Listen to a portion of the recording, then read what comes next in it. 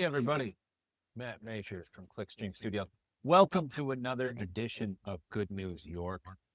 It's been a while since I've been here, but letting Mike do it for a while and got things going on. We got this new spate that's coming along nicely. If you haven't been follow along on all of our socials, TikTok and all of those, to see the progress of that in downtown Syracuse. And don't forget about our sponsor, Ads on the Go. Get adsonthego.com.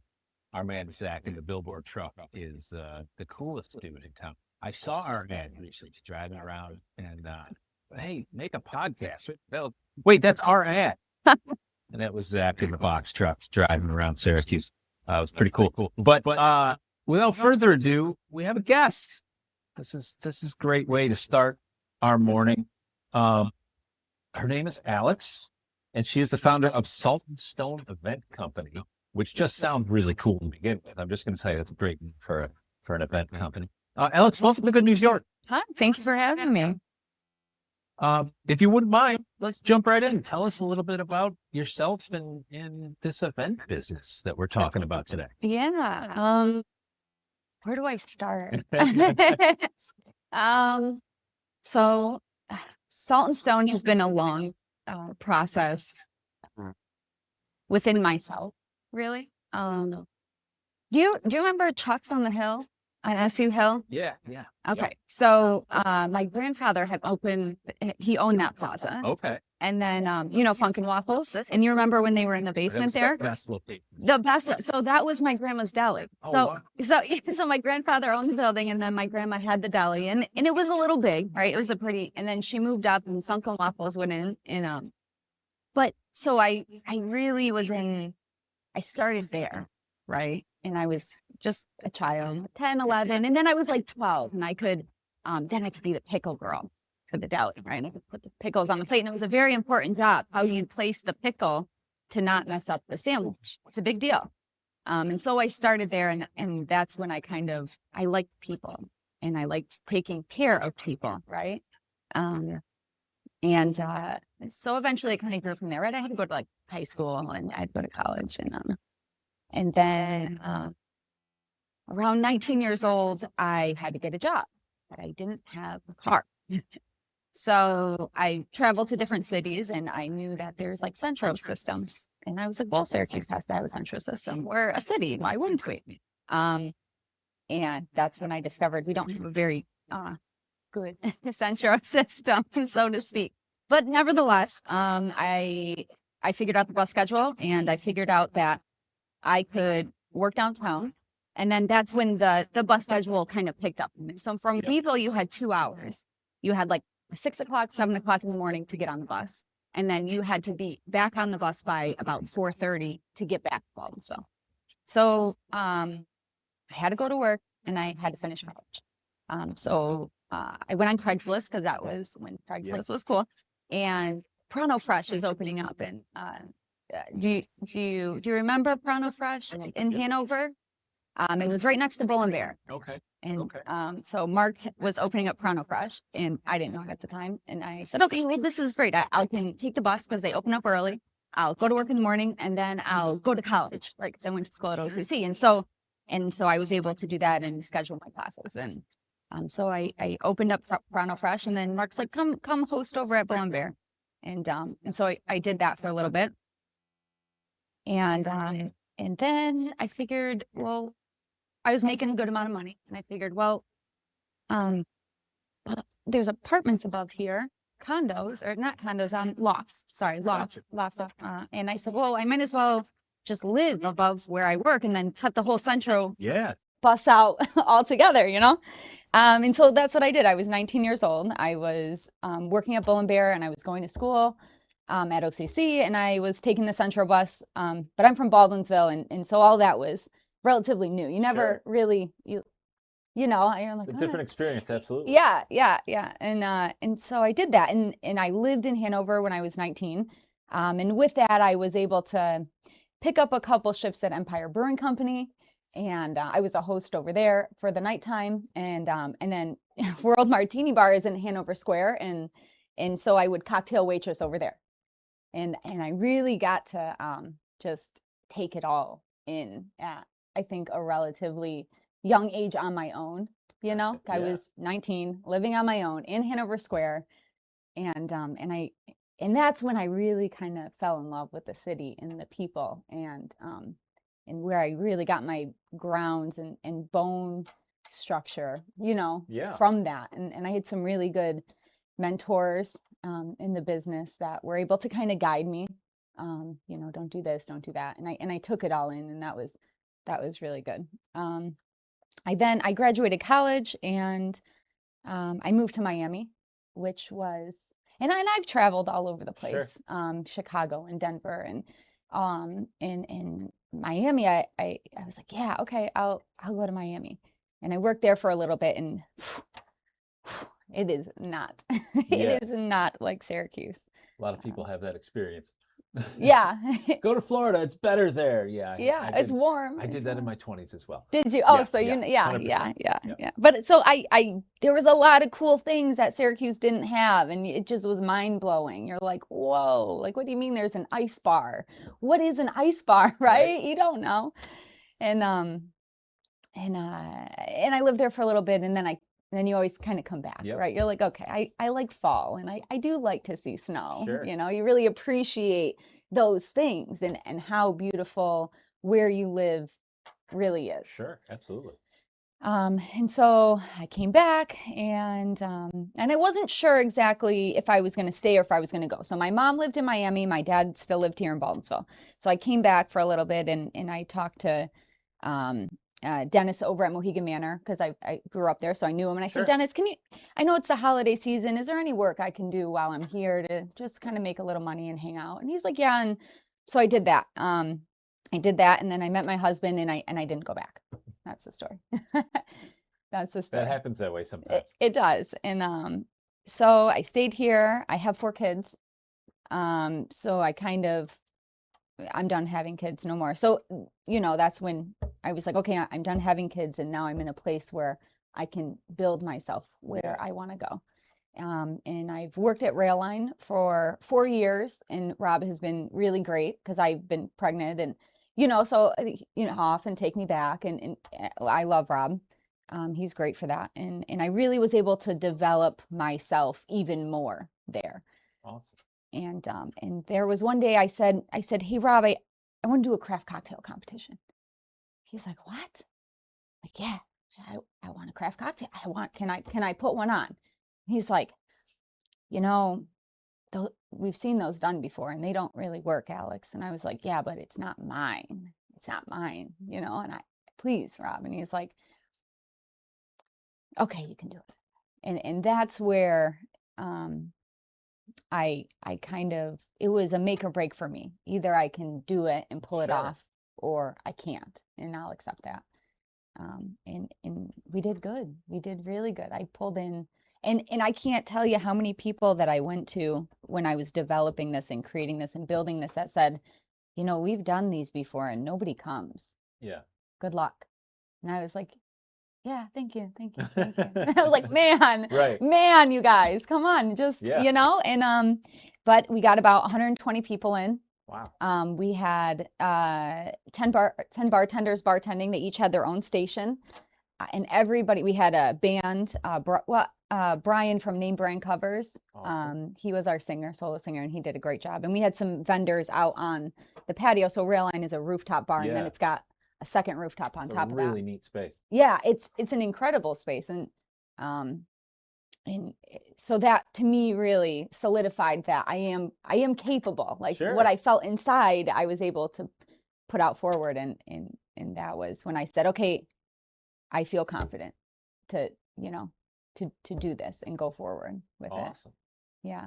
And that's, and from that point, you decided let's do it as a legit business, and that's where Yeah. Salt and Stone came from. Yeah. So yeah, I'm a rule follower. I like it. Some people are like, you don't have to do it. Just get a DBA. You Sure. don't have to. I'm like, no. I've worked events and I've done things for long enough. I need it umbrellaed and insured, because anything can go wrong. And, you know, so I did. And so Salt and Stone salt is dual purpose, right? We are Salt City. And, Sure. but it's also like the one seasoning. So I'm community. I like community and development, and, togetherness. And it's like the one ingredient that I think everybody uses, no matter who you are and where you come from. That's absolutely true. You That's a know? great way to look at that. Yeah. And then stone would be just a firm foundation. Sure. Yeah. I love that. Thank you. That's so cool. How long ago was that? When did the company actually get formed, I guess? I don't know if that's proper English. Was it November? It's like November 28th or 29th. Okay. So it's a brand new venture. Yeah, it's brand new. Awesome. Yeah. Awesome. Yeah. That's so cool. And then, so sounds like the first big thing you're going out with is this new reoccurring Monday night event. Is that accurate? Yeah. Tell us a little bit about this thing. So it was probably about a week and a half before Christmas, and I called. I have a photographer, Abby, and she's fantastic. And I said, Abby, I want to do Monday night socials, and I would like if you could take people's headshots. Let's update their headshots. Sure. And she's like, okay, which I love about her. She's like, okay. I'm like, okay. She's like, well, why Mondays? And I said, well, I'm like, Mondays because Saturday, Sundays, all the girls, and the guys, they go and get haircuts and they get their nails done and they look pretty. And Monday's like the beginning of the week, so you're fresh. And she's like, okay, I can understand that. Yeah. She's like, but it's wintertime and it's slow. And I'm like, well, it is. And I'm like, and that's the point, right? Because there's not much to do, and so you might as well just do something, right? And so that's kind of how it formed there. And headshots aren't cheap if you ever go and do them. So it's $15, and we bring in some light food, and then you get either like a headshots, or if you come with your team from work, you get a group photo. And that's awesome. Yeah, that's really cool. And so this event is it's not a one-time thing, right? It's a recurring Monday evenings from 5 to 7:30. Did I get that right? Yeah. Awesome. Yeah. Awesome. What is you mentioned a little bit, it sounds like it's kind of a young professionals thing. Who's kind of your target audience for this? Yeah. Young professionals, people who are either just kind of getting in the field, or even if you've been in the field and, people are like, oh yeah, I need to update my photo, my headshot. You go to work. So it's set at 5, right? So you get out of work and you come down, and whether you just hang out with your team from work, or you invite someone out to it, and you just hang out. There's not, I want to say there's not really a structure to it. I have co-branders. So February is jam-packed of, we have per CNY professionals under 40 coming February 9th. And so it's just a place to gather and hang out and just get to know each other on a real personal, not awkward level. Sure. I love that. Facilitating that is exactly what you need. I think you're absolutely on the right path. And, people talk about all the time, they don't have their third place anymore. People are off in their own worlds, and I think they very much want to, and they need opportunities exactly like this. So this is pretty cool, where it's not just a random, hey, let's get together at some random place. You've got an event, you've got a cool thing happening, you can get some photos done, you can do some networking. It's pretty cool. Thank you. Tell us, if you wouldn't mind, just a little bit more about the venue. So this is at the rail line. And I mentioned earlier, I just think it's such a neat event. For those who aren't familiar, or maybe aren't even from Syracuse, can you tell people a little bit about just what's unique about this place? Because it's not some, unit in a plaza where you might find a bar or restaurant. It's pretty unique spot, right? Yeah, and you definitely can miss it if you don't know about it, which is, so it's high up off the ground, like you had mentioned. The front of the building is all glass, so you have just a high elevated view of the city. And then you kind of walk out, and there's glass garage doors onto a very large patio, if you will. I mean, it's huge. It's not a patio, it's huge. Right. And so you have all that, and there's Rob created this really nice waterfall and pond back there. He did a good job with it. And there's some fireplaces and some patio furniture you can lounge at. And then you can go upstairs so you're already on a rooftop, right? And then you go upstairs to another rooftop where he has created a garden. And so cool. he's done a great job because I said, bro, Rob, how do you get the dirt up there? He's like, wow. So there's a machine apparently that has like a arm system, Oh, wow. and it shoots the dirt and mulch up to the third floor. That's incredible. Incredible. That's so neat. Neat spot right behind Salt City Market. Anybody who's familiar with that, if they've driven by that on Salina, just go around the corner. Yeah, right? And just you'll, right. You'll know right It's where red. It's a big red thing. you can't miss You'll it. see It's it. a rail car, right? It's, Yeah. That's where rail line comes from. Alex, this has been awesome. We love hearing all about this. Is there a website, a Facebook, if folks want to learn more about this and keep an eye on it, where should they go? Yeah, I have a Facebook and an Instagram page. So Salt and Stone Events Company. It's Awesome. right there. Awesome. And anything else that's going on? You've got is this kind of your main focus, I'm guessing, with the new ventures, this particular event? Do you see other events happening kind of under the Salt and Stone banner? Yeah. So this is one that I have right now. I have one in the summertime. It's a bit different. So what I do is I create my own events. Whatever they come to my mind, I just kind of It's awesome. push it out. And so I don't do weddings, I don't do birthday parties. I don't that's somebody else is really good at those. You know what? There's special moments, and I my heart cannot take disappointing people like that, you know? And so if it's my own event, I can disappoint myself. That's how yeah. So the other one in the summertime, it's going to be like a 2000s throwback party.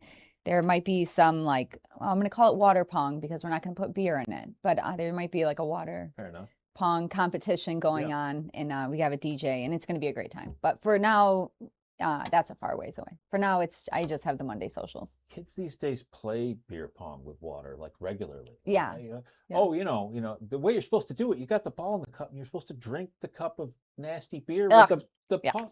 No. Kids, oh no, we can't do that. No. I don't know what's happening anymore. Kids these days. I know. We could talk for hours about kids these days.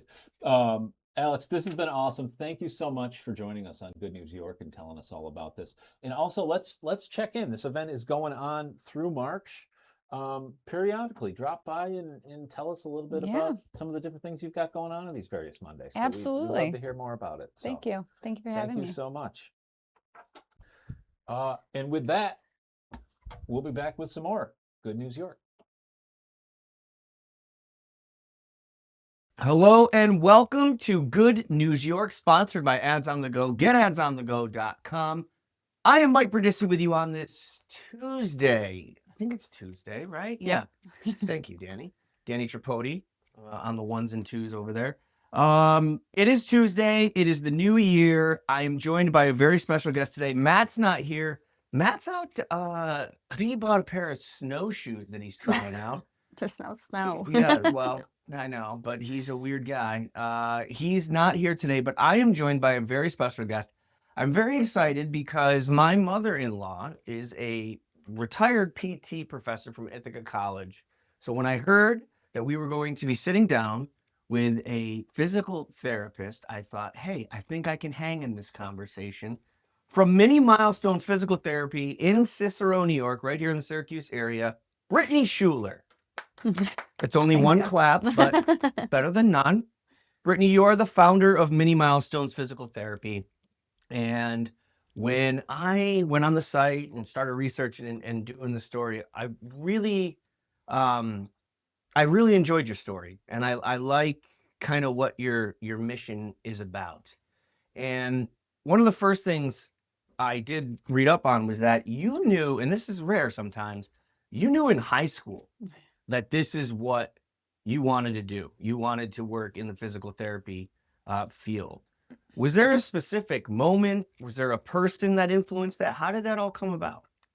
Yeah, well, originally I thought I was going to be a math teacher up until about my senior year of high school. And then one of my friends just started talking about physical therapy. And I was like, well, I play sports. Like maybe I can work with athletes. They get a lot of injuries. They need a lot of rehab. And from the get-go, so senior year, then I was able to do some BOCES, and I went and learned allied health, so just learning anatomy and physiology. And then Thursdays and Fridays, we got to job shadow. So I job shadowed a school-based physical therapist. I was in the hospital. I got to see a few surgeries and job shadowed a hospital-based like outpatient clinic, and Yeah. she did wound care.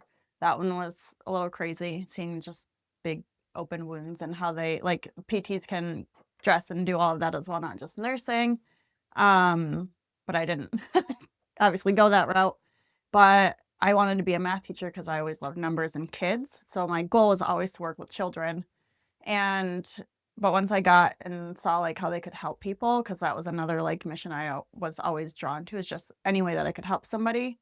So my senior year, I think job shadowing those individual physical therapists and seeing what they did drew me to that profession. So then I got a scholarship to Clarkson, and they're known for engineering, but they don't, a lot of people don't know they have like a tiny little physical therapy school.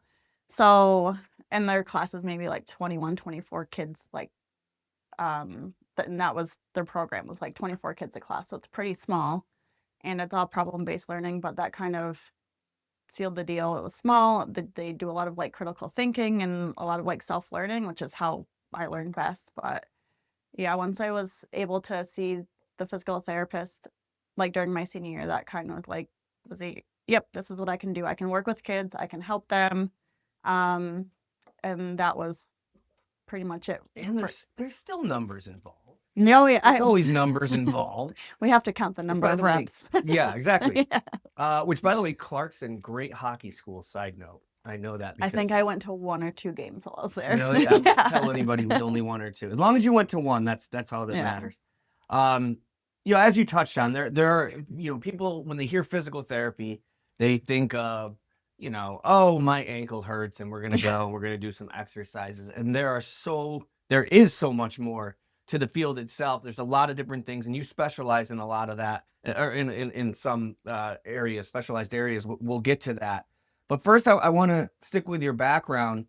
You are the founder of Mini Milestones in Cicero, and I would love to hear how that was founded. How did this come about? It's a leap of faith to open your own practice. That is, as I said, you can work with athletes, you can work at a practice, but to run your own practice is a big undertaking.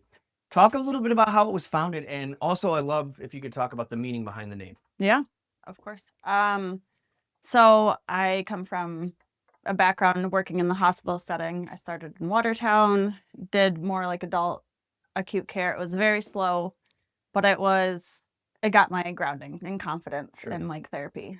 Coming to upstate, I worked there for about 10 years. I was the lead physical therapist on the neuro rehab, and that kind of solidified my like love for neuro and the brain. And then November 2021, I went to school-based, and then there's my kids, like working with the children. Yep. I got to upstate because I was the lead pediatric PT, but it wasn't always a full caseload. It was a lot of adults because we don't always want neuro kids. Like that means like brain injury, spinal cord injuries. I love doing it, but you're just kind of getting burnt out. So I went to school-based, and I get to see these kids for like 20, 30 minutes at most, but I could never treat how I thought was like appropriate, because we're always kind of told how to, and we get set this expectations, I guess. But working in the school, I'm like, I know there's just a deeper level I can help these kids on. And again, I love working with kids, so I'm like, how can I do this?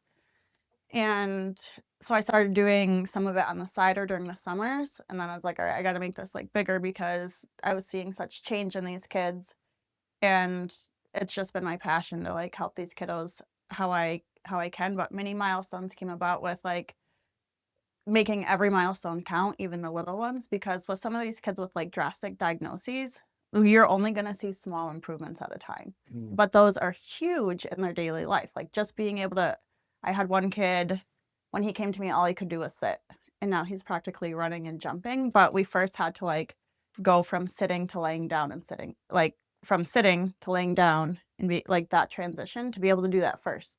And then we got him crawling, and then we got him standing. So it's like even the mini milestones are like huge progress in some of these kiddos' lives. And I think it fits perfectly with the name and like the children. That's exactly why I wanted you to bring that up. That's what hit me right away was it's also a life lesson. You know, you hear a lot of times that, you know, people like, for example, it's the new year and everyone's like, I'm going to go to the gym and I'm going to change my life. And then, you know, they kind of start slowly, like they can't get, you know, muster up the energy to do it. And what you'll hear people say is, well, don't think about going to the gym 5 times. Let's just start with one day. Yep. And you're applying that to physical therapy. And the fact that you're doing it with children, I mean, that's so touching. You know, when you go to see any sort of doctor in any field, you want someone that cares. Yeah. So I think that's what jumps out to me about you and your practice the most is that you are, it's not like, hey, I'm a PT and I have a practice. You're putting your heart and soul into it. And one of the main parts of that is I see individualized care come up a lot on when I looked into your background and into the practice. Can you just explain what does that mean? And is that something that is kind of unique? Like, is that something that not all PT clinics or practices use or implement? Well, I hope they all do. Sure. Right. Some like ortho, you get a total knee, you're gonna do the same exercises. It's just like a protocol. But I come from like a whole body whole brain, whole body approach. And even though I see a lot of like neurodivergent kiddos, autism, nonverbal autism, high functional autism, ADHD, or other neurodiagnoses, when I assess them, I assess their cranial nerves, like each part of their brain. And some kid might have like a deficit on their sensory on this side or this side. And it's like through testing. So it's like I have to individualize it because not all kids with autism will present the same. Not all kids with ADHD will present the same. So I have to figure out in their body the weak areas. And then we focus on those areas to kind of balance the brain to like help. So individualized kind of comes from that because each kid is their own unique self and we got to figure out their weak areas and address them from that aspect. That's so great. And even in the world of autism, we've learned over the years that not all autism is the same either, right? You know, there's a whole spectrum. And you may have already answered this, but what do you feel kind of sets you apart? You know, Mini Milestones. What sets your practice apart from other PT clinics and practices?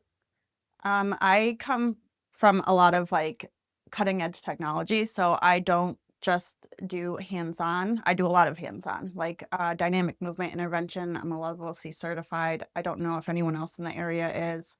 I use photobiomodulation, which is cold level laser therapy. I don't think anyone else in the area has it within like a good 3-hour radius. I have people coming from like Albany, Rochester, Ithaca areas. Neurosage, which is like a brain-based video game where they use like auditory and visual input to target certain areas of the brain. Wow. And then there's interactive metronome. So I research and I take courses on these technologies so I can use them. And I have kids that come in and I don't work on reading, writing, communication because I'm not speech, I'm not OT, but when you address like our primitive reflexes, which is the foundation of our brain development, you're going to see improvements all over. So I had him on like, oh, he's able to follow directions, not from me, but now my mom and his aunt, and he's more focused and he's playing with his sister and he's communicating better. But it's like, I believe it's these technologies because of how they rewire the brain and how they like target certain areas of the brain, which is not really around this area yet. Right. You're cutting edge.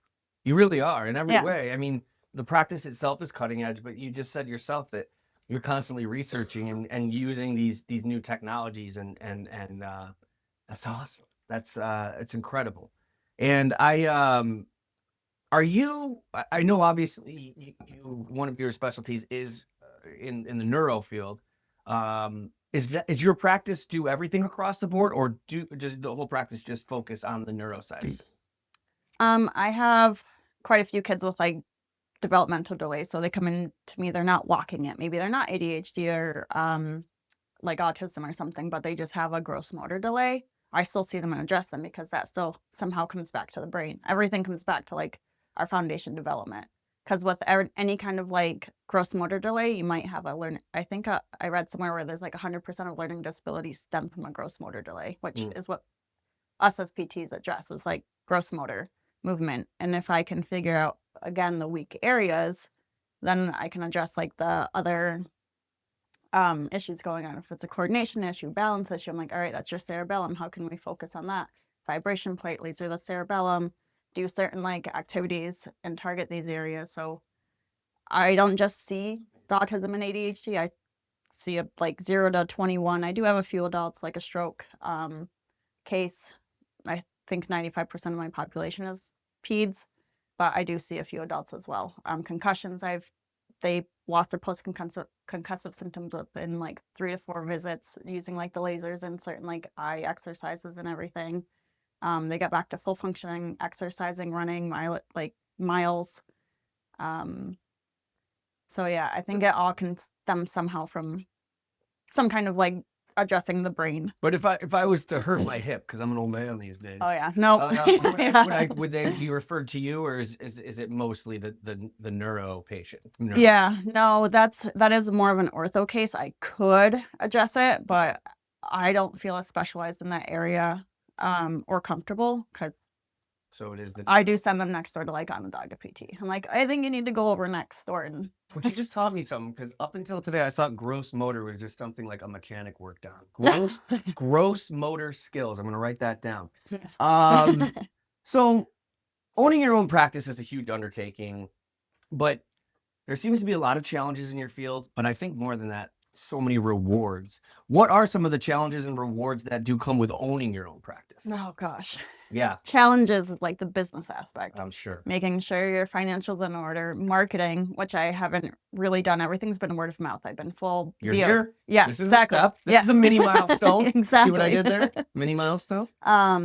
But that's something that's been hard, because it's like I try to manage my social medias, but it's like I'm so focused on my patient at the time. Like Sure. I can't always videotape. I can't always do certain things. So it's like trying to wear all these hats at once. That's probably been the biggest challenge. The rewards is just randomly on a Saturday, look at what we're doing at home. They're walking now. Like they're practicing the PT at home. But parents have my number. A lot of them do, and they reach out randomly, and I give them pretty much open access. I probably shouldn't, but Well, but I just love hearing those things, and I feel like I can collaborate better when we build a sound like relationship. They trust me, and I think that's the biggest reward is them trusting me with their kiddos. I'm so impressed by you. I'm a father of 2 kids, and if God forbid anything was wrong with my kids, I would be a wreck. And having someone like you that is not only as good as you are at what you do, but that is willing to say, hey, here's my number. Let's keep an open line of communication. That's huge for a parent who's worrying about a child, and I think that's amazing. Now, in addition to the challenges of owning your practice itself, let's be honest, there's a lot of challenges facing PT involving the healthcare system today. What are some of the challenges you deal with in that realm? Insurance is probably a big one. That's probably number one, I would assume. Yeah. They just keep cutting rates, and expenses for everything go up. So I do accept some insurances because some are easier to work with than others, but I also do a hybrid model, but not everyone feels comfortable like doing cash base. And that's hard, but it's like once they see the difference in their kids, it's just like a no-brainer for them. They're like, okay, I'm going to figure out like a budget to be able to do this for a few months. Like if I don't accept their insurance. But I think that accepting insurances does kind of tie our hands and limit how we can do it, because they don't cover everything. So it's like we do have a couple cash-based like add-ons, like the neurosage or the interactive metronome, because insurance is like, meh, like this doesn't always like count, or they don't see it as something that we should be doing. But the difference that I've seen using those tools is huge. I think, yeah, that's the biggest one for me. Again, my mother-in-law is a retired PT professor, and this is where she comes in. She gave me a good one. I asked her, I said, I came up with some, stuff to talk about with Brittany Schuler, by the way, founder of Mini Milestones, physical therapy. But I said, hey, anything I should, bring up that I wouldn't know. And she taught me about a thing that in your field is a real thing, and that's called PT burnout. Oh yeah. And she said it's a very real thing. How do you deal with the potential of burnout? And maybe explain a little bit what that means, the PT burnout itself. I'm in a few PT groups and they actually talk about that. And I think that comes from outpatient clinics, many like ortho clinics. They just have such a high demand. You're seeing multiple patients in an hour. You're limited to like 30 minutes because, so with insurances, whether you see them for 30, 60, 90 minutes, you're getting like, say 50 to 60 bucks. It's like a capped rate. And then, so then they're not being rewarded for their like efforts and their knowledge. And you're just kind of like, you feel like you plateau unless you go out and own your own business, then you can kind of grow, which that's kind of what I did. I was working in the hospital. I felt that burnout because it's like you have these demands, you have these quotas that you need to meet, you have these productivities that you have to meet. And everyone is like, but I want to treat how I want to treat. These patients need me. I need more like time with them, but we are capped. We got to meet these like KPIs in order to function in these certain areas. And I think that really just drives a lot of us mad. So what advice would you give young PT students in regards to avoiding or managing PT burnout? Finding a clinic that addresses that. Like, I've always thought about it, like, because my plan is to expand. So I'm like, how can I pour into my employees to make them feel like valued? That's a huge thing. Noticing that maybe they do feel burnout. So, hey, here's like a gift card for a massage. Go take some me time. Amazing. Yeah. And like breathe. Or like, hey, how can I help during the session so that, you know, you're not feeling so overwhelmed. Sure. Just figuring out ways, because as an owner, I'm going to eventually have employees and I got to figure out how to manage that so that, you know, the retention rate is there, because it's cycling through. But as like a young PT, find a clinic that you love, find your passion, because if you're coming into the PT world, you want to help people. And that, I think right there is like, that should be your mindset. I'm here to help people. But if you start to feel burnout, then that might not be the right area for you. You might need to like find a different setting, because as PTs, we can do a lot. We can do peds, we can do neuro, we can do pelvic floor, we can do it like in the hospital, we can do sports space. So if you're in the hospital and you're more of like a sports-minded ortho PT, see if you can either, if that hospital has like an outpatient, you can move to like that setting, or some PTs are moving cash-based and doing like home visits and doing that. I have a few friends doing that. Same. And that made a difference, because they're helping the people how they want to help them. And I think that's a big thing. It's like, we have this mindset of how we want to help people, but we can't always do that in these certain settings. I have a friend, we call them dinks, double income, no kids. They have a giant RV, and for a while they would travel the country for a half a year, rent their house out, and she was a traveling PT. And it made me realize, you're right. You can, it's rare that you go into a medical field and you have so many options, you know, a lot of it's specialized. In the PT world, you do have a ton of options. Yeah. Is there a huge difference in the way that a PT has to treat kids as opposed to adults? As far as, not as much as I guess what they call bedside manner, is like technique. The whole realm of it is that a challenge? Is there a difference? There's some similarities, especially if like a kid fell and broke their leg because playing football, playing sports. The ortho aspect is kind of similar, and then like gait mechanics and everything can kind of carry over as well. But then there is like, I can be more hands-on doing that DMI, the dynamic movement intervention with kiddos. That's more hands-on, and that kind of caps at a certain age, and then you can modify. Okay. So babies and like up to 5, you can be a little more hands-on, to where I can't always do that with bigger people, because they're way too big, and I can't handle them the same way. I can try, because I have that lady with a stroke, and I try to modify to her in that aspect. But there are some like adult exercises that I'll see on like Instagram, because there's a lot of PTs posting, and sometimes I get great ideas, but I'm like, how can I modify that for this 5-year-old or like somebody younger? I feel like we're the MacGyvers of like the medical world. Great reference. You go into the room with a patient and a paper clip, and you come out with a solution, and they're fine. And I'm like, how can I like, we were even just like the lasers. I have 2 of them now. And like, how can I like put these here? And like, we're looking around the clinic, and we're like, tangle them together so that we can use both of them at the same time. But yeah, there was a one PTA that I worked with in the hospital, and I literally called him the MacGyver of the PT world, because the way he came up with some of the things, I'm like, how do you think of this? Yeah, but that's how you're built. Like, that's, again, this is why I was really impressed by you, was because you're always thinking ahead. You're like, how can I, individualize care? I'm going to open my own practice. I want to work on this, and I want to try this new procedure. I'm really impressed by that.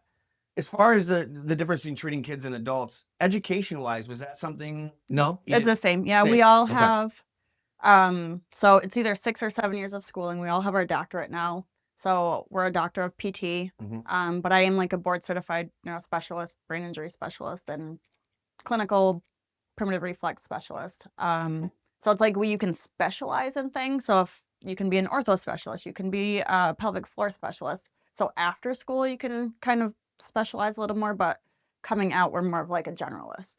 And then, go ahead. Sorry. no, you're okay. Because we have clinics. We have clinicals that we have to do. So we have to do 1 hospital, 1 outpatient, a specialty. We had to do 4 PTAs. I think you have to do 3. And the 4th one you can kind of pick as you please. Sure. And the PT, if you have like an interest, maybe your last one might be something that you are interested in, but you have to meet like those certain things so you can kind of come out and go into what you feel comfortable doing and then specialize from there. That's awesome. And I have it right here, actually. That was perfect segue. So, Brittany, I have it written down. I had to write it down. You are a board certified neurological specialist, certified brain injury specialist, as well as an introductory level C DMI certified practitioner and certified primitive reflex practitioner. Because of my mother-in-law, I'm aware that like not every PT is specialized in this. Can you explain what all of those mean and what additional education and training like went in to get those certifications? So to become like a board certified specialist, you either need to do it's almost like what the doctors do, where you do your Residency? Yes, thank you. Where you can do like a residency following school. Like you can go right from school into a I'm sure you can do that at any point, but you have to meet like a certain number of clinical hours and then take a test. So I sat for my boards to become a PT. And then when I was like 9 months pregnant, I sat for more boards to become a specialist after studying for like 7 months. But I had been in the field for I think 5 years, and you have to have like 2,000 clinical hours or something like that. So I sat for those. And then 3 months after that, I sat for another test for the brain injury specialist, because working in the hospital in the neuro field, I saw a lot of brain injuries. And then going to the school and learning about primitive reflexes and how like the foundation of a lot of like learning disabilities and other things, I went and wanted to learn more about that. So then I learned more about that and took a test. And then the DMI is, that's 3 different courses that I went to. They were like 2 days long, a lot of like hands-on practice, but so I've been to 3 of those. Each one you go up a level. My word. That is wildly impressive. Couple more questions and we'll get you out of here. I'm fascinated by this. I don't know, like just it's kind of a weird question, but is there any like sort of, I don't word this correctly, PT that you find more rewarding than others, or something that you really enjoy? Like, is there a certain injury you love, working on, or a condition of any sort? Mainly like those autism and ADHD, because I know we never want to say we want to cure it, but these parents, some of them are struggling, just like mentally, they're exhausted. These kids have high needs. And if I can do anything to like lessen that burden or like help these kids focus better, help them regulate, like it's going to improve the quality of life of not only the kid, but the family and like the parents, which a lot of them get that burnt out feeling. They're always worrying, and they worry so much about their kid. Are they being treated well at school? Are they like doing this? But if I can, again, I don't always specifically address those areas, but I know what part of the brain that they come from. So if I'm addressing those areas of the brain and we're making them stronger, then you're going to see more of that regulation aspect. You're going to not see as many meltdowns. They're better focus. So I have this one girl where she got glowing 3 weeks straight. The mom's like, this has never happened. She hasn't been this well behaved in school for like 3 weeks in a row. And this is like huge. And so like her teachers are noticing. I had a kid that had seizures, and last summer I got like a text from mom like, he's seizure-free, and but his little cake said, "My brain is healed." But he came to me not this December, but the previous, being pulled from school because of behavior. So his mom it was affecting her work. So she had to leave early to go get him. We did a 3-week intensive. He went back that Monday after break. And again, complete difference. And then she sent me the teacher report. Like, he comes in, he still might be a little chatty, but he sits down. He wants to work hard. He wants to do well.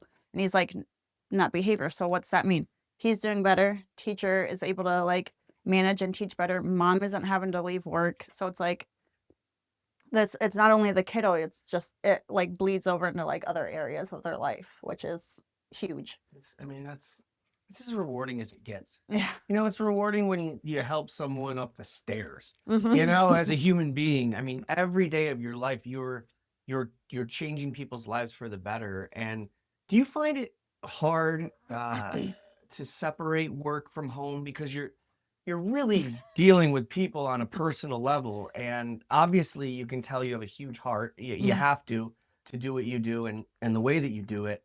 It isn't hard for you to not bring it home, and how do you deal with that? Yeah, I think my husband would say yes. Yeah, I bet.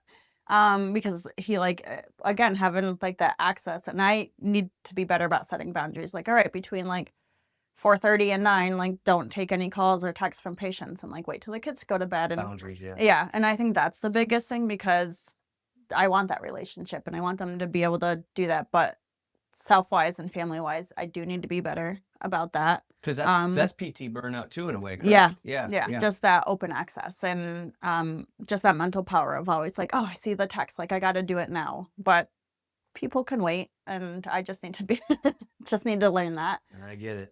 But yeah, it definitely carries over, and sometimes it just wears on you. Like yesterday, this kid came in and it just wasn't a normal session because he just seemed more dysregulated. He was like a little more aggressive, and I'm just like, I know that's not the kid.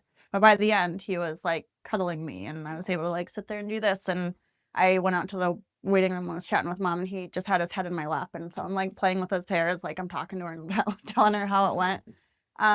But like it kind of just carries over to home because you're a little burnt out, and then sometimes it's hard going home and playing with the kids because I'm like, all right, I just mentally had to do all of this and hang with all these kiddos. So I worked before I came here. I worked for a year and a half in an elementary school, and I have a newfound respect for teachers, and I built such a strong relationship with these kids, and I too would bring it home, and I find myself getting upset at night thinking about kids that were in unfortunate situations.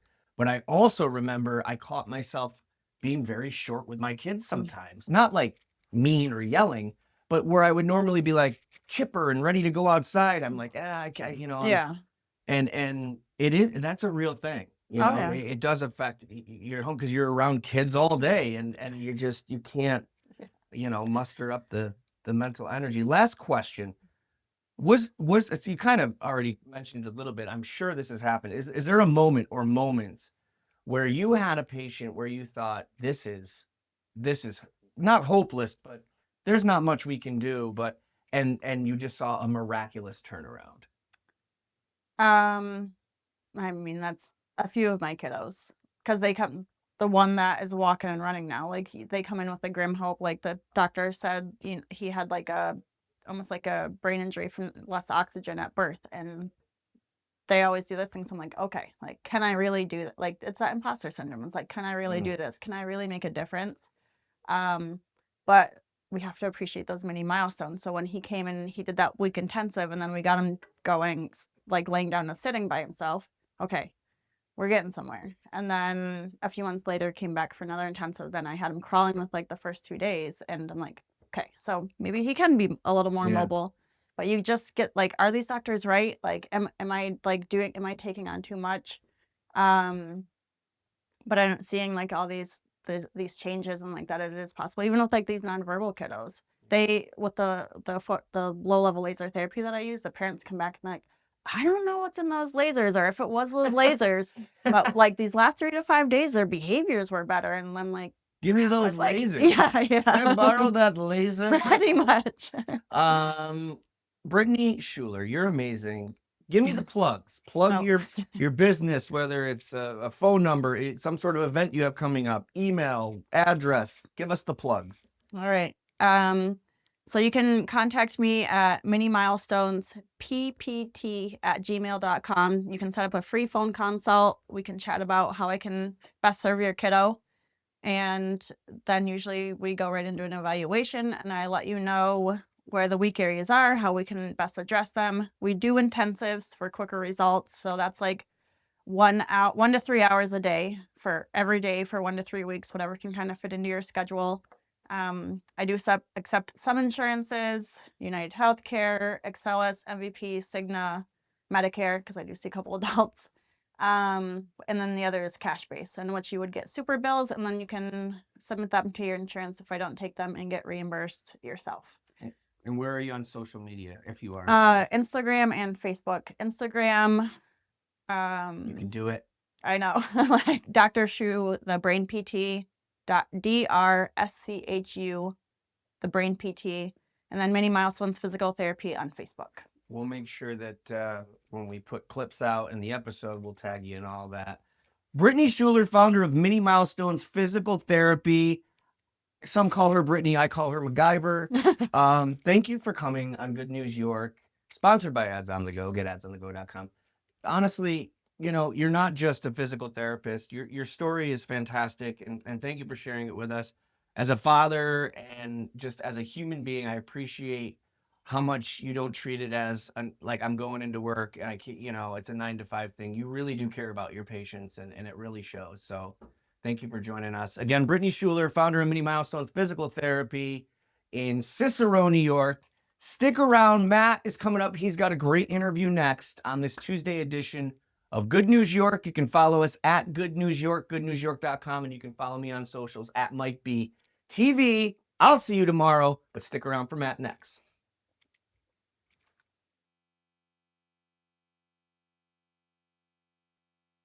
Hey guys, welcome back to Good News York. I'm Matt from Clickstream Studios. Welcome back. This has been a jam-packed episode between Mike and I. We've got a lot of really incredible interviews, and we've got another one on deck. You might notice that I've got a guest here in studio, and this is really exciting because, quite frankly, I could use your services. So this is something that I hope that we're going to learn a lot. But first, don't forget, Good News York is sponsored by Ads on the Go. Get adsonthego.com. Shout out to our man Zach in the billboard truck driving around, spreading the good word all over the greater Syracuse area. Check him out. He's an incredible young guy, and he's got a great service. So. He is awesome. You know Zach? Yeah, I do. From the Liverpool Chamber. He's just the most impressive young man He is. in the world. He is. He really is. But anyway, without further ado, let's jump right into you. This young lady here who is been happy enough to join us this morning. Her name is Emily Gozy. And I understand that you work in the nutrition field? Yes. Well, thank you so much for having me. I'm really excited to be here. I am a registered dietitian. So I help busy professionals feel confident in their skin and in the kitchen through nutrition counseling, education, and support. Wow. She's got that down. I love that. That's impressive. What does all that mean? Yeah. So kind of to back through a little bit of my history, when I was in high school, I had an eating disorder. And part of my treatment, I had to go see a registered dietitian. And up until that point, I thought I wanted to do like sports marketing, sports management. And she really changed how I thought about nutrition, how I thought about the food that I was eating, how I just kind of went through the day. And I was like, this is so cool that you just get to talk about food all day long. I love to cook. I love to eat. So I went to school for nutrition. And really what a registered dietitian is anyone can call themselves a nutritionist. Not anyone can call themselves a registered dietitian. I see. So it's our job to kind of educate and take all of the scientific research, the new food pyramid, and make it into an applicable, digestible way for the American people to understand how to make those nutrition changes, as well as support disease states. Like if you have diabetes, I had a call with someone this morning who has chronic kidney disease, navigate that with nutrition to help keep you healthy as long as we can without having to go on medication. So really, nutrition is preventative medicine. Gotcha. Now, tell me how this works in the whole sort of healthcare model. Are you an independent person somebody might come to? Are you someone that a doctor would refer to? How does that work? Both. Okay. So my practice is entirely virtual. I live over in East Syracuse, but we serve clients all over the state and all over the U.S. We can get doctor's referrals if you have, let's say you need to lose weight in order to have a joint replacement. We absolutely accept doctor's referrals, but a lot of our clients come from word of mouth as well as social media. Wow, that's incredible. And what is the most common ask, I guess, when somebody comes to you? Is it just, I'm unhealthy, fix me, or are they more specific than that? A lot of it is weight loss to begin with. Sure. But then as we start to work together and unpack all of those things, people start to find that their energy improves and that their labs are improving, but they didn't even come to us to talk about their labs. Sure. They didn't see that as a big priority.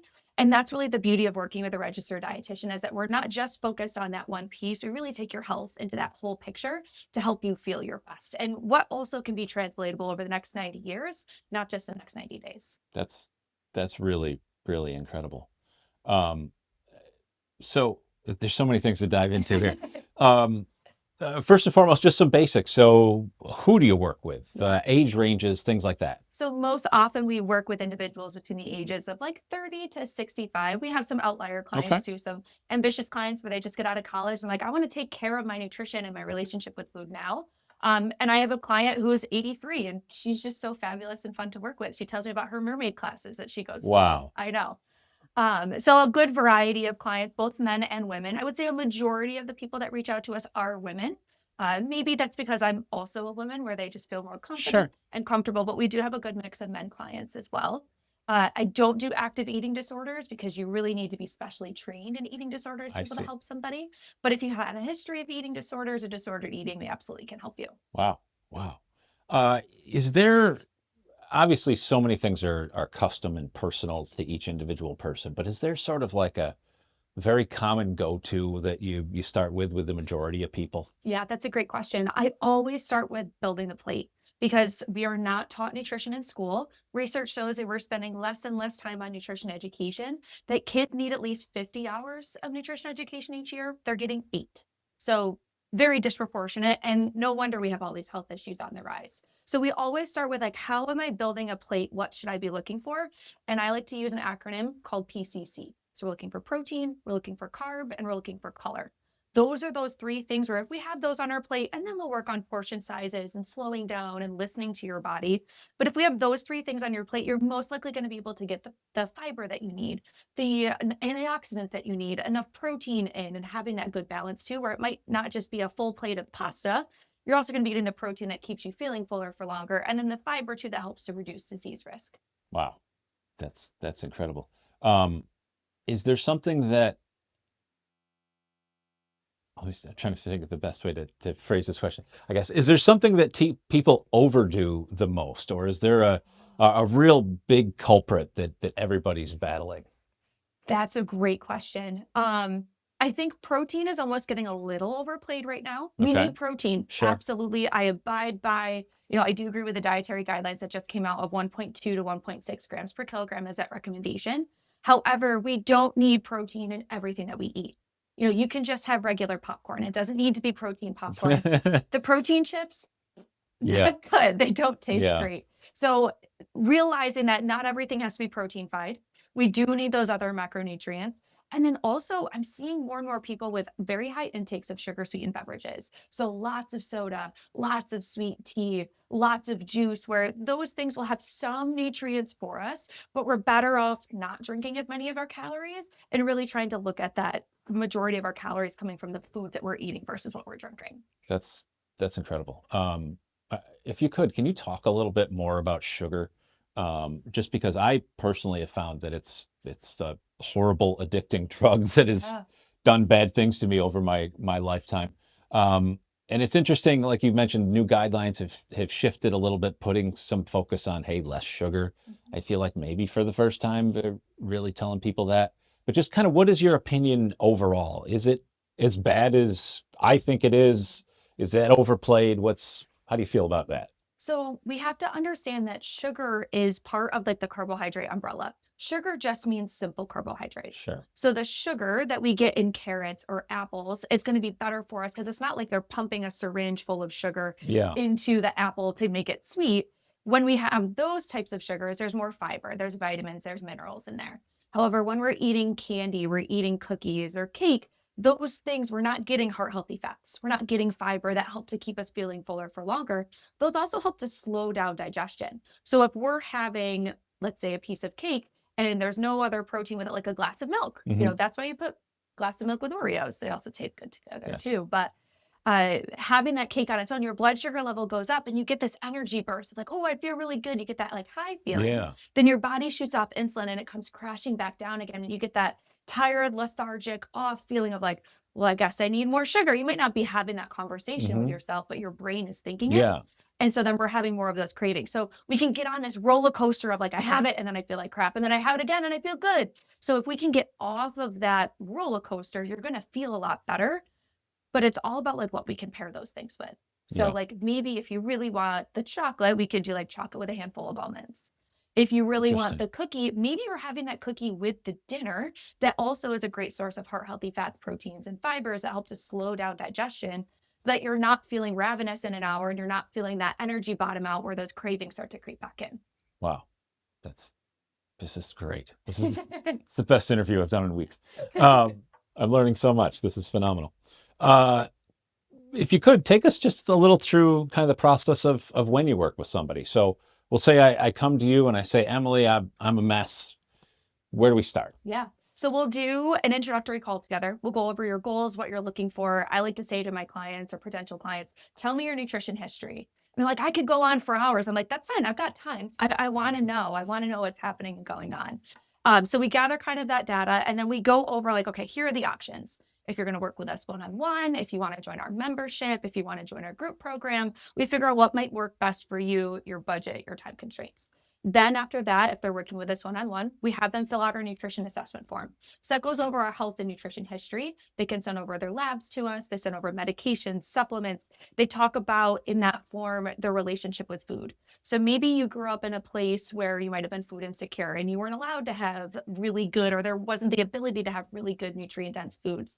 Or your family was very against junk foods, very against sodas and cakes and cookies, where now if you're around those things, you feel like you can't stop eating around them. We want to know that stuff because that's stuff that we can work on together. We also have our clients go over and do a 3-day food log at least for us. So at least 2 weekdays and 1 weekend day. Give me a better idea of where we're starting from. I always tell our clients, I'm sure you can eat salads all day long, but please don't start because I'm not going to recommend that. Yeah. To figure out what's going to work best. And I don't want you to show off to me that you can eat healthy. I want to see what's actually happening because that gives us more data and information to say, here's what we can do next to help you. From there, we usually set what our overarching goals are together, whether working together for 3 months or 6 months or beyond. And then with each of those follow-up calls, they have access to us in between appointments where our clients can reach out to us, kind of like phone a friend. If you have questions or concerns, you're going out to eat, you're making a meal plan. I had a client call me. She was down in Florida visiting in-laws and she's like, oh, I can tell my mother-in-law's relationship with food is not great and it's impacting my relationship with food. Can we talk about it? That's the beauty of working with us, is that you have us in your back pocket as needed, almost like concierge nutrition. And then with follow-up calls, we get sent over to them a check-in form. So that goes over like, how did the last couple of weeks go? What are some strengths? What are some weaknesses? What questions do you have? How can we help you? We can pull up the analysis through our app on your food tracking of what's your calorie intake look like, all of these macronutrient, micronutrient goals, and then help to create those baby steps from there. So it is not a cookie cutter program at all. Everything is based around the client, their goals, their progress, and what they're looking for. Wow. That's incredible. I'd love to get your input on a wide variety of things. There's so many of these different types of diets and things like that people do, and with varying success, right? And then to some degree, I think almost like you were mentioning with protein, we start to hear that so much that the fad pieces come up, like the protein chips. Yes. What are some, I guess I would say legitimate, if folks were to look at some of these things that aren't necessarily a fad or a scam or something that people should dig into a little bit on their own? So I really like, if someone's looking to follow a particular, let's say, diet regimen, the Mediterranean style eating plan is still one of the most recommended and most successful ones. So that's a diet that really includes a lot of whole grains, fruits, vegetables, heart healthy fats. All of those things are very powerful with antioxidants that help to reduce inflammation in the body. trying to still have red meat, but limit it. We don't need, steak every single night. It's a high source of saturated fat. It will cause your cholesterol to be elevated. So really leaning into that. And another really good one too is called the DASH diet.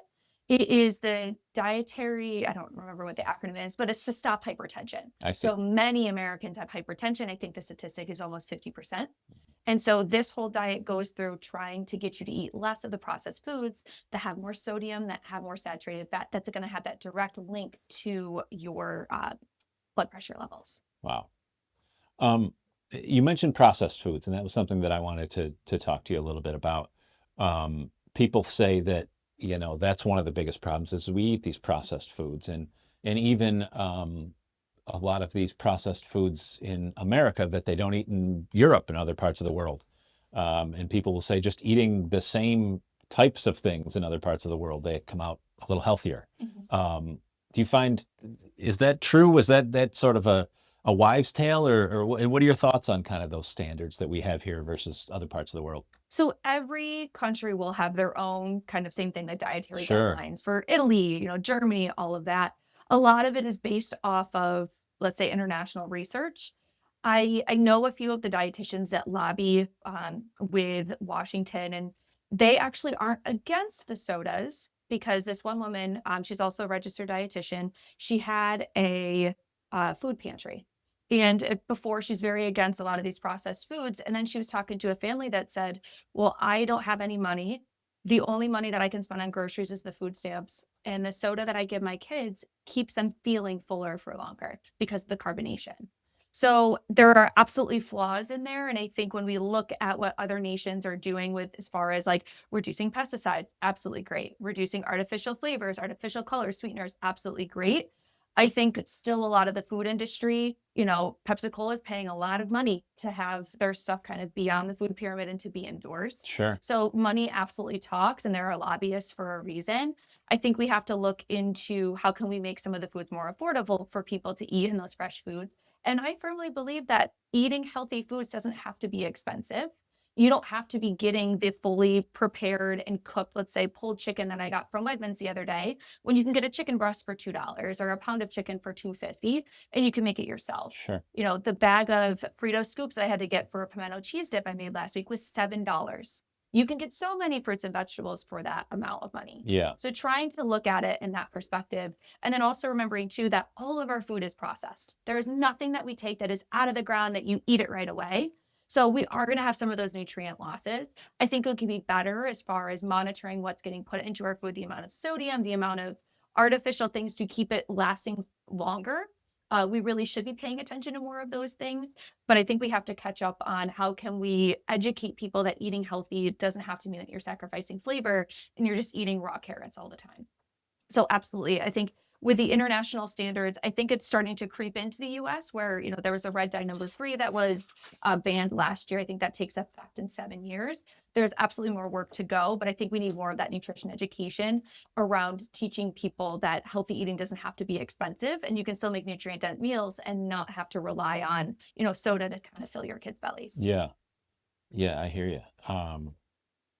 Speaking of kids, what is a great place to start if you've got young kids, you want to set them on a path for healthy eating? Talk to me a little bit about just a good, easy family meal that folks should be thinking about. So kids can be picky. Yeah. And when a child is not hungry, they're actually very in tune to their hunger and fullness cues. We are all born intuitive eaters, but we can get conditioned out of it through like Clean Plate Club. Mhm. So trying to not force your kid to eat if they're not hungry, because it's just going to cause some trauma Sure. and some meltdowns around mealtime. But trying to serve foods that are familiar to them. So I don't have any kids. A few of my friends have kids. And what I've really observed is that they will still make that PCC plate for their child, but they might not mix those flavors. So you're probably not going to be serving, let's say, goulash to a 4-year-old where they're like, I don't like all these stuff mixing together. Try to keep things separated out. And maybe there's 2 or 3 foods that that your child's going to eat, but start to give them some of those other foods that they might not like yet. Maybe broccoli is a scary food for them. Just have them put it on their plate. You can tell them you don't have to eat it. Play with it, smell it, touch it. What does it look like? Does it look like trees? Does the stalk look different from the top of it? can be a really great way to start to get kids interested. And once they become familiar with it on the plate, they're more likely to eat it. But really trying to keep things simple for kids is really important, because they just they're not really ready sometimes to have those very complex meals unless you have a very advanced eater in your house. Sure. Trying to keep it as simple as possible might help to expose them to those different foods. And then as they get older and their palates change, then we can start to mix those things together. So still abide by that PCC, protein, carb, and color, but have their favorite foods and then have some of those challenge foods there as well. I love that. I think that's phenomenal advice. I really appreciate that. Emily, I got a few other things I want to ask you, but before I get much further, I want to give folks, again, a chance just to figure out where to find you. So Yeah. real quick, where's the websites and socials and things like that where people can connect? Yeah, you can go to nourishwithemily.com, NOURISHED. Nourish is a very hard word to spell sometimes. So nourishwithemily.com, or follow us on Instagram at Nourish with Emily. I'm also on Facebook, Emily Gozy. I'm on TikTok. I don't post a ton on there, but I'm on there. And I'm also on LinkedIn too at Emily Gozy. Awesome. Emily, how long have you been doing this as your own venture? Yeah, so I started my business at the end of 2018. I was still working full-time in a nursing home until about October of 2020. Then I worked for the Onondaga County WIC department for wow. about 15 months or so. So in January of 2022, it's actually been now 4 years of me being full-time in my business. So That's I've had it awesome. for 8, but now 4 years full-time. Is that for other professionals in your field, do they typically go into private practices, or are they working with bigger medical organizations, things like that? I think it's a mix. We are definitely seeing with onsets of other credentialing platforms like a Nourish or a Berry Street, where people can go into their own business, but they are technically contractors of those larger companies. In school, it wasn't really encouraged, honestly, Really? to go into your own practice. It was like, you can go and work in a nursing home, you can go and work in food service, you can go and work in some private practice settings, but we weren't really given the tools to start like your own business. I had to seek that out through using the Wise Center in Syracuse, the business center. Yeah. As well as I was shadowing other dietitians when I was in school who had their own practices. And I think if we started teaching some of the dietitians earlier that you can do this on your own, that you don't have to be in a larger conglomerate or working for a hospital, I think we'll grow even further. And dietitians are already in demand, but I think you'll see more and more practices starting up too. What if someone's looking for a dietitian, they just Google around, they find you, they find 3 other options. What questions should they be asking to find that the person, the service is a good fit for them? That's a great question. So you really want to make sure that you are working with someone that has experience with what you're looking for, because I have a great friend. She only does kidney stuff. So you wouldn't want to go to see her for weight loss because she is a kidney dietitian. So look in to see what their specialty is, look in to see who they primarily work with, also look in to see what people are saying, the good, the bad, look at Google reviews, look at the testimonials. And then I always tell people, check out my Instagram first before you give us a call. You'll get a real good vibe of who we are, how we do it, what we do, because that's going to help to tell you too of will this work out? Do I like their style and what they're teaching? So do a little bit of the research and see what you like. And you absolutely can have calls with other dietitians and see, what they're about, what their teaching style is, and if you mesh with them. That's great. That's great. I can tell you just from personal experience, the one time that I saw a dietitian that they sent me, I was in the hospital at the time. The guy was a jerk, quite frankly. And, I was trying to explain to him where I came from and what had worked well for me. And he's like, oh yeah, that's trash and don't do that. And it was like, all right, thanks for wasting everybody's time. Because, it's just completely not paying attention to anything that this guy's telling me. Yeah. And that's one of the reasons I wanted to ask is, obviously there's, with every type of care, you got to find the right folks that are a fit for you. But that's, I really loved your answer on that. Just finding the right person to work with. And just because your doctor might have referred you to one practice or one dietitian, or let's say you go to one of the big area hospitals and they have their own dietitians, you absolutely can look at the other dietitians. Sure. They just know only who they have on staff. So that's where like doing your research and finding the other dietitians in your area or finding one online is a really great strategy to figure out like what's their style, how long are their appointments? Sometimes I've seen people only do 15-minute appointments. You can't get through much in 15 Yeah. minutes. So seeing how they build their schedule, how they work with you, what their philosophy is, and you can ask them to when you give them a call. They're not going to charge you just to kind of check in to see, their offerings and everything. Ask them what their style is, like what their approach is with nutrition. And, they should be asking you more about your nutrition history and what's going on as well. What, how in depth is it typically? So you work with somebody, are you getting right down to helping them plan every meal? Or is it more just guidelines of what to choose? How does that work? So my goal is for you to be your own dietitian at the end of this. Sure, I can make you a meal plan, but you would hate what I would put on there. Like you don't want to be eating It's fair. salmon 4 times a week. Sure. So with our style is we teach you kind of the guidelines, we teach you how to build a plate. And if you want to use that call time for us to go through planning your breakfast, lunches, and dinners for that next week, absolutely. Your 30 minutes or an hour is up to you and how you want to choose them. And I'll often ask clients, I'm like, okay, we went through this check-in piece. I know that you said that you've really been struggling with lunches. Let's talk about it. Do you want to spend a few minutes planning what those lunches might look like for you? Because I want you to have more of that ownership over building the plate and what we're looking for versus me just telling you what to do, because I don't think you'll enjoy it. As well as I want you to graduate. I want you, like I said, to be your own dietitian at the end of this. So if I'm just telling you what to do, I'm not actually setting you up for success. It might work in the meantime, but you might say like, I'm good. I feel great. I've lost all the weight. And then a month later, you're like, well, I don't know what to eat because Emily's not telling me what to eat anymore. Yeah, I got you. Okay. I love this. There's just something, you're phenomenal. Right on every single thing. I love it. It's just Thank really, you. really impressive. So with that, I'd love to finish up with just some rapid fire questions, if you don't mind. Let's do it. So what I'd love to do is just throw some random things out at you and just give me the first thought that comes to mind, and, Okay. and we'll go on from that. So let's jump right in with GLP-1s. Can absolutely be supportive, especially if you've struggled with weight loss, but you should be working with a registered dietitian if you're on them.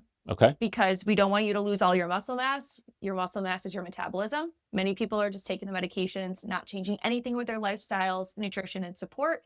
And then they've lost all this muscle mass. They come off the medication. So they've lost a lot of their metabolism and they gain the weight right back. Okay. Weight training. 100%, especially for women, which most women or some women can be a little bit apprehensive around.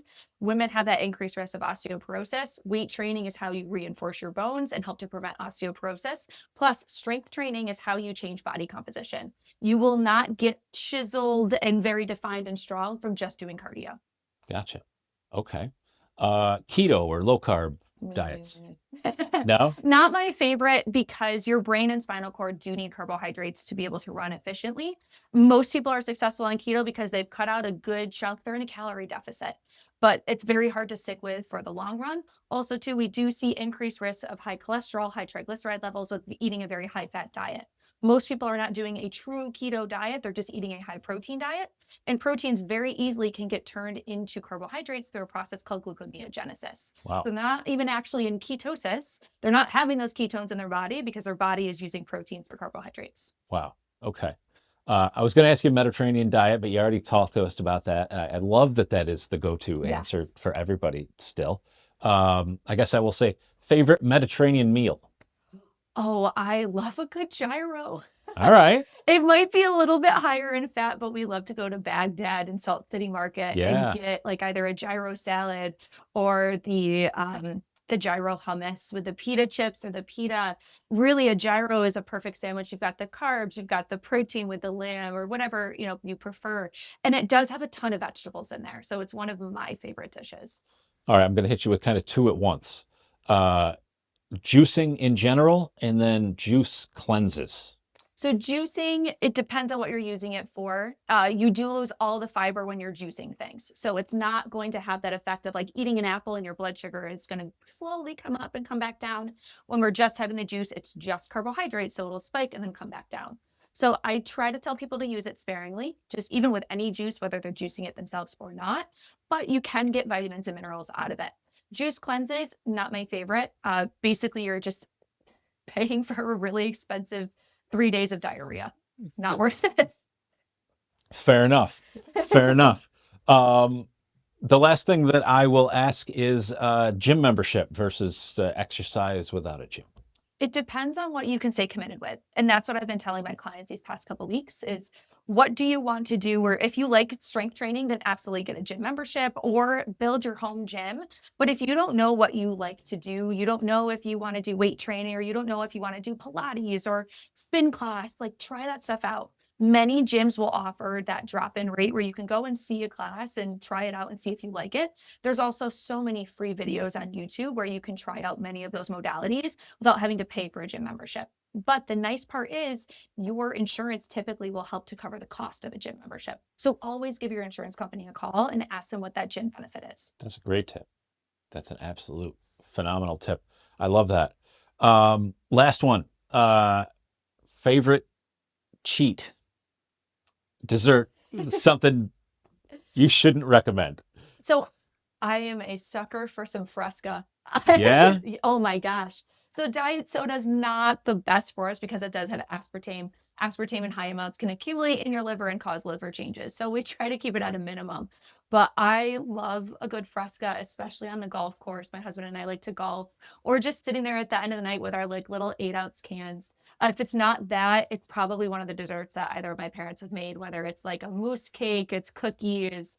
I'll like love to throw one of those either with my lunch or my dinner, and it's delicious. I do have to ask you one more rapid fire one. Alcohol. Yeah, so that's a hot topic right now because with the new dietary guidelines for Americans, they're almost encouraging it. However, we do know that alcohol is a class 1 carcinogen, so it can cause cancer, breast, stomach, uterine, all of those. So I'm someone who does drink. I'm participating in dry January right now, but use it with caution. I always tell our clients of being mindfully aware when you go into situations of like, is it worth me having a drink right now? Like if you're going out to dinner and this place is a wine spectator place and they've got beautiful glasses and bottles of wine, go right ahead.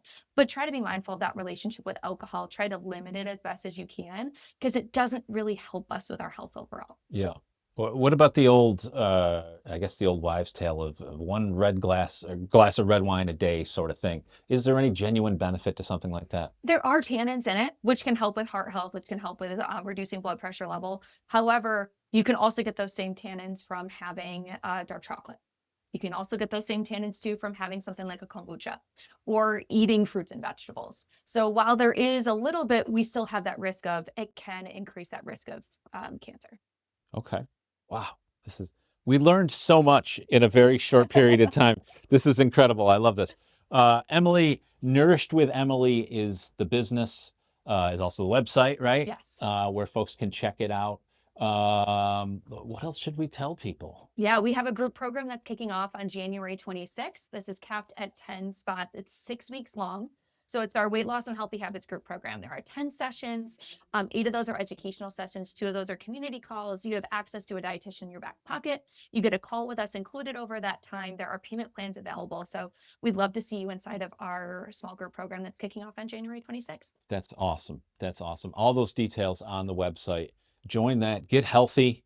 You'll know all this stuff. And then I don't have to ask all these questions. And that's what people should be doing, right? Emily, thank you so much for joining us on Good News York. This has been honestly very, very educational. And I really appreciate it. And I know folks will too. So Thank you so much for having me. This has been awesome. come back anytime. Thank you. There's novels of questions we can get into. But for today, I think we got to call it a day. This has been a jam-packed episode of Good News York. I really appreciate everybody following. Like, follow, subscribe, share. And as you noticed, we're still in the current studio, but we are moving to the new space anytime now. Before you know it, you're going to turn this on, and it's going to look completely different. And we're pretty excited about that. So jump over to clickstreamstudios.com if you want to learn more about that, or if you want to grow your business online. That's what we do for you. So with that, I'm Matt Major. Peace out.